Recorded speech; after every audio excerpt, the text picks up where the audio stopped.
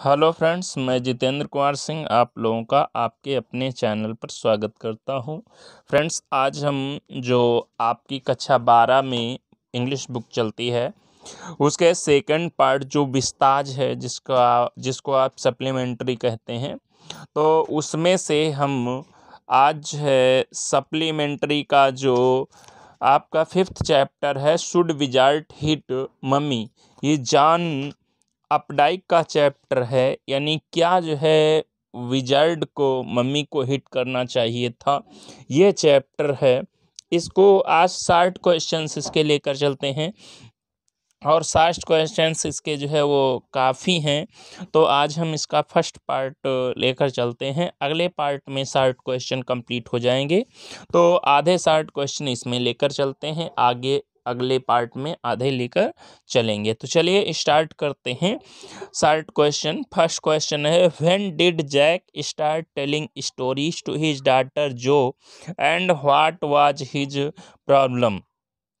कहता है जैक ने अपनी पुत्री जैक जो है नाम है पिता का और पुत्री का नाम है जो। तो जैक अपनी पुत्री को जो को कहानियाँ सुनाता था प्रतिदिन। तो वो उसने जो है कहानियाँ सुनाना कब जो है प्रारंभ किया था और उसकी समस्या क्या थी, यानी जो की समस्या क्या थी, ये क्वेश्चन आपका है।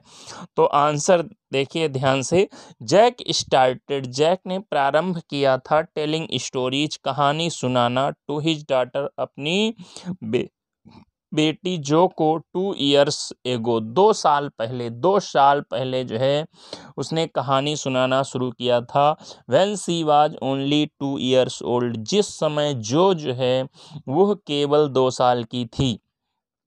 लेकिन नाउ अब दिस कस्टम, यह प्रथा यानी जो है ये कहानी सुनाने की प्रथा जो है हैड बीन 2 इयर्स, वो 2 साल की हो चुकी थी, यानी 2 साल से जो है कहानी जो था प्रतिदिन अपनी बेटी को सुनाता। जैक अपनी बेटी जो को प्रतिदिन कहानी सुनाता था 2 साल से। नाउ जो वाज 4 इयर्स ओल्ड, अब जो थी वो 4 साल की हो चुकी थी, यानी जो है वो अब 4 साल की हो चुकी थी। Jack told her the same story daily, यहाँ पर जो के बजाय आप जैक समझिए, इसको स्पेलिंग मिस्टेक हो गई थोड़ी। तो जैक उसे जो है प्रतिदिन एक ही कहानी सुनाता था। He change the name of the protagonist every day, वो जो है जो प्रोटैगोनिस्ट जो है होता था कहानी का, यानी कहानी का मुख्य पात्र होता था, उसको प्रतिदिन उसका नाम केवल बदल देता था, बाकी वही कहानी सुनाता था। Next question, what was the basic tale told by Jack, यानी जैक के द्वारा सुनाई जाने वाली जो मूल कहानी थी वो क्या थी, यानी प्रमुख कहानी जो जैक जो है रोज वही कहानी जो है जो को सुनाया करता था, तो प्रमुख कहानी जो है क्या थी। तो आंसर है द बेसिक टेल, जो मूल कहानी थी टोल्ड बाय जैक, जो कि जैक के द्वारा सुनाई जाती थी, वाज अबाउट रोजर, वह रोजर नाम के एक कैरेक्टर की थी, यानी रोजर नाम के एक कैरेक्टर की थी। और प्रतिदिन जैक जो है उसके नाम में थोड़ा सा डिफरेंस कर देता था और प्रतिदिन जो है वही कहानी जैक को सुनाया करता था। कहता he change the name of the Roger every day, वो प्रतिदिन जो है रोजर का नाम बदल दिया करता था, जैसे किसी दिन रोजर फिश हो गया, किसी दिन रोजर स्क्वायरल हो गया, आदि नाम उसे देता था। ही हैड अ प्रॉब्लम, उसकी एक समस्या थी, यानी रोजर जो था उसकी एक समस्या होती थी। He went to an old owl, वो जो है अपनी समस्या लेकर एक जो है बूढ़े उल्लू के पास जाता था। एंड आउल, और जो उल्लू होता था वो सेंट हिम, उसे भेज देता था टू अ विजार्ड, एक विजार्ड के पास। विजार्ड मीन्स एक जादूगर के पास, टू सॉल्व द प्रॉब्लम, समस्या को सुलझाने के लिए। यानी जो आउल था वो जो है रोजर को उसकी समस्या लेकर के एक जादूगर के पास भेज देता था, जो जादूगर उसकी समस्या को सुलझाता था। यही प्रमुख कहानी है और प्रतिदिन जो है वो जैक जो है अपनी बेटी को यही कहानी सुनाता है। चलिए नेक्स्ट क्वेश्चन चलते हैं, क्वेश्चन नंबर 3। मुझे उम्मीद है आप लोगों को एक क्वेश्चन समझ में आ रहे होंगे, अगर आ रहे हैं तो वीडियो को लाइक तो कर ही दें। नेक्स्ट क्वेश्चन है, of which characters story Jack told that day, यानी उस दिन, जिस दिन ये बात जो है बताई जा रही है, उस दिन जो है जैक ने कौन सी कहानी सुनाई थी, and what was the problem of that character, और उसमें जो पात्र है उसकी समस्या क्या थी। जो पात्र है, प्रमुख पात्र है, जो प्रोटागोनिस्ट कह सकते हैं, कहानी जो है उस कहानी का है, उसकी समस्या क्या थी। तो आंसर है जैक टोल्ड जो, जैक जो को सुनाता है स्टोरी, कहानी about Roger skunk, Roger Skunk की। स्कंक जो है गिलहरी जैसा एक जीव होता है, तो रोजर स्कंक की कहानी सुनाता है, who had a bad smell, जिसके शरीर से बहुत बुरी बदबू आती थी, यानी रोजर स्कंक के शरीर से बहुत बुरी बदबू आती थी। ड्यू टू इट, इसी कारण, नो एनिमल लाइक्ड हिम, कोई भी जानवर उसे पसंद नहीं करता था, and no one liked to play with him, और कोई जानवर उसके साथ खेलना भी नहीं चाहता था।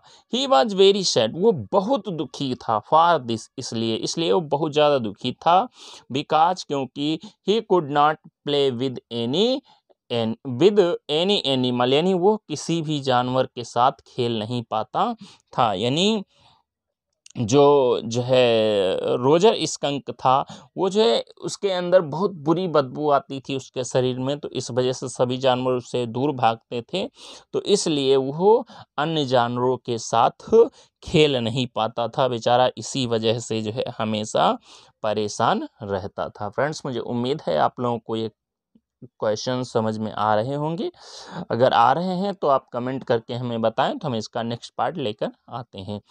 नेक्स्ट क्वेश्चन है, why it was hard for Jack to make Jo sleep even after telling the story. कहता व्हाई इट वाज हार्ड, ये काम मुश्किल क्यों था, फॉर जैक, जैक के लिए, टू मेक जो स्लीप, कि वो जो को सुला सके, even after telling the story, कहानी सुनाने के बाद, यानी कहानी सुनाने के बावजूद, यानी कहानी सुना करके, कहानी जो है, कहानी सुनकर जो सो जाती थी, लेकिन अब जो है जो कहानी सुनकर क्यों नहीं सोती है। तो आंसर है इट वाज हार्ड, ये मुश्किल काम था, फॉर जैक, जैक के लिए, to make Jo sleep, Jo को सुलाना, even after telling the story, कहानी सुनाने के बावजूद, कहानी सुनाने के बावजूद भी जो है जैक को सुलाना, जो को सुलाना जैक के लिए बहुत चुनौतीपूर्ण काम था, बिकॉज, क्योंकि now she was 4 years old, अब वो 4 साल की थी, अब बड़ी हो चुकी थी। She puts up different types of questions about the story, यानी जो थी वो जैक से कहानी के बारे में, जो भी कहानी वो सुनाता था उसके बारे में भिन्न भिन्न प्रकार के जो है क्वेश्चंस वो पूछती थी। बेसाइड्स इट, इसके अलावा, Jack told her same story daily, Jack जो है उसे प्रतिदिन वही कहानी सुनाता था, सेम कहानी वही सुनाता था, तो इस वजह से वो कहानी उसको 2 साल से सुनते सुनते बिल्कुल याद हो गई थी, तो इसलिए जो है उसको कहानी में इंटरेस्ट नहीं रह गया था, लेकिन फिर भी वो सुनती थी और उस पर आधारित बहुत से क्वेश्चंस जैक से पूछती थी, जिससे जैक जो था वो नाराज भी हो जाया करता था। चलते आगे बढ़ते हैं, देखते हैं क्वेश्चन नंबर 5। क्वेश्चन नंबर 5 कह रहा है कि what were Jo's feelings about Roger Skunk, यानी रोजर स्कंक के लिए जो की क्या भावनाएं थीं। How was she reacting on father Jack's story, और वो अपने पिता जैक की कहानी पर कैसी प्रतिक्रिया दे रही थी, यानी कि कैसी प्रतिक्रिया जो है वो दे रही थी अपने पिता की कहानी पर। तो आंसर है जो थॉट, जो सोचती थी about Roger Skunk's problem, Roger Skunk की समस्या के बारे में। रोजर स्कंक की जो समस्या थी, क्या समस्या थी वो पहले आपको हमने बता दिया है, उसको आप हमें कमेंट बॉक्स में बताएं कि ये रोजर की समस्या थी, आप कमेंट बॉक्स में बताएं, हम आपका इंतज़ार कर रहे हैं। कहता जो है वो रोजर स्कंक की समस्या के बारे में सोचती थी। She was speaking things before her father, और उसे कहानी जो है पूरी पता थी, तो वो अपने पिता से आगे आगे जो है बोला करती थी। सी ने वो जानती थी द नरेशन, वर्णन ऑफ द होल स्टोरी, पूरी कहानी का, यानी पूरी कहानी का वर्णन उसे पता था कि कहानी में कब क्या हो रहा है, सब कुछ उसे पता था। बट लेकिन हर फादर, उसके पिता जो थे वो she was very excited for speaking, वो बोलने के लिए हमेशा बहुत ज़्यादा उत्तेजित होती रहती थी, यानी वो हमेशा ही चाहती थी कि हम अपने पिता से आगे आगे स्टोरी जो है उनको बताएं। But her father became irritate every time, लेकिन उसके इस काम पर उसके पिता जैक जो थे वो हमेशा नाराज हो जाया करते थे। वो उससे कहते थे कि तुम मुझे कहानी सुना रही हो कि मैं तुम्हें कहानी सुना रहा हूँ। तो इस तरीके से जो है उसके पिता उसको डांट देते थे। चलिए आगे बढ़ते हैं। नेक्स्ट क्वेश्चन है क्वेश्चन नंबर 6। कहता हु वाज विजर्ड, विजर्ड कौन था, यानी जादूगर कौन था, जादूगर कौन था। What was his role in the story, यानी कहानी में उसकी भूमिका क्या है, यानी जो आपका जो है विजर्ड था वो कौन था और कहानी में उसकी भूमिका क्या क्या है। तो आंसर है एन ओल्ड मैन, एक बूढ़ा आदमी जो था was the wizard in this story, इस कहानी में जो है एक बूढ़ा आदमी जो है वो विजर्ड है, विजर्ड की तरीके से, जादूगर की तरीके से उसको दर्शाया गया है। ही लिव्ड, वो रहता था इन अ हाउस, एक घर में, इन द फॉरेस्ट, जो घर जो है जंगल में था, वो जंगल में बने हुए एक घर में जो है रहता था। रोजर, रोजर जो था went to him every time, यानी रोज प्रतिदिन, यानी हर बार उसके पास जाता था। रोजर जो था वो हर बार उसके पास जाता था विद हिज प्रॉब्लम, अपनी समस्या को लेकर। जो रोजर के पास समस्या होती थी उस समस्या को लेकर रोजर जो था वो उसके पास जाया करता था। And he always solve his problem, और वो हमेशा उसकी समस्या को सुलझा देता था, यानी विजर्ड जो था हमेशा रोजर की समस्या को सुलझा देता था। लाइक दिस, इस प्रकार से वी फाइंड, हम देखते हैं कि his role is very important in the story, कहानी में जो है विजर्ड का यानी जादूगर का रोल है वो काफ़ी महत्वपूर्ण है, यानी जादूगर का जो रोल है, जादूगर की भूमिका है वो काफ़ी महत्वपूर्ण इस कहानी में है, यानी जो है उसको महत्वपूर्ण स्थान दिया गया है जादूगर को इस कहानी में। नेक्स्ट क्वेश्चन है फ्रेंड्स, मुझे उम्मीद है आप लोगों को ये क्वेश्चन समझ में आ रहे होंगे। नेक्स्ट क्वेश्चन है what were the questions made by जो, गिव एनी टू, यानी व्हाट वर द क्वेश्चंस, कौन से प्रश्न मेड बाय जो के द्वारा पूछे जाते हैं। जो ने अपने पिता से कौन से प्रश्न पूछे, गिव एनी टू, किन्हीं दो प्रश्नों को बताइए, किन्हीं दो प्रश्नों को बताइए कि जो ने जो है कौन कौन से प्रश्न अपने पिता से पूछे थे। वो कहानी में बीच बीच में प्रश्न पूछने लगती थी, तो कौन कौन से प्रश्न उसने पूछे थे। चलिए देखते हैं। तो आंसर है जो आस्क्ड जैक मैनी क्वेश्चंस, जो ने अपने पिता जैक से कहानी के अंतराल में बहुत सारे क्वेश्चन पूछे।